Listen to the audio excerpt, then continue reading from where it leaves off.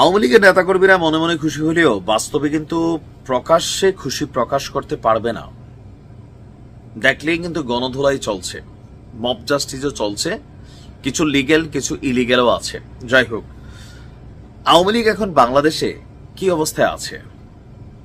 আচ্ছা, এই যে 6 থেকে 8 মাস আগেও অলিতে গলিতে ভাই লোক, বড় বড় নেতা সমাবেশে আওয়ামী লীগ আর আওয়ামী লীগ ছিল, প্রশাসন থেকে বিভিন্ন জায়গায়।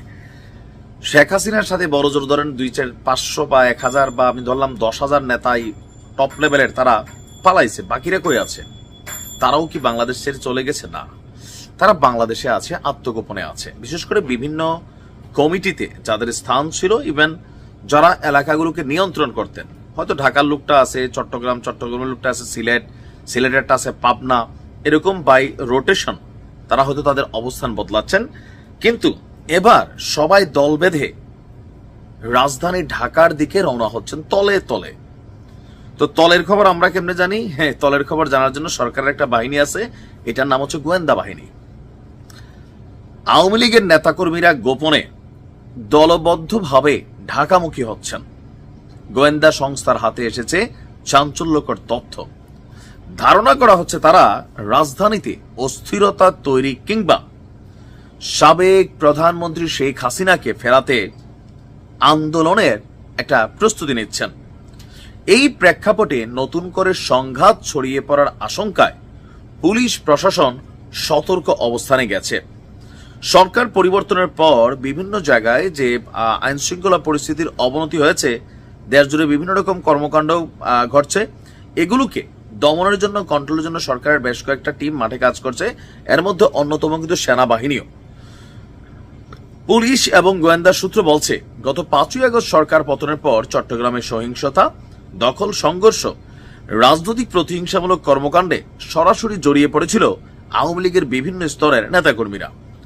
একদিকে রাজনৈতিক শূন্যতা, অন্যদিকে পুলিশের দুর্বল মনোবল, এই সকল কিছুর সুযোগেই এই সকল অপরাধ সংগঠিত হচ্ছে। এই সকল কিছুর সুযোগে এইসব অপরাধ সংগঠিত হচ্ছে। গোয়েন্দা পুলিশের একটি গোপন রিপোর্টে উল্লেখ করা হয়েছে, আগামী 1 সপ্তাহের মধ্যে শেখ হাসিনাকে ফেরানোর দাবিতে শক্তি প্রদর্শনের উদ্দেশ্যে দলীয় নেতাকর্মীদের সমবেত হতে বলা হয়েছে দলটির পক্ষ থেকে।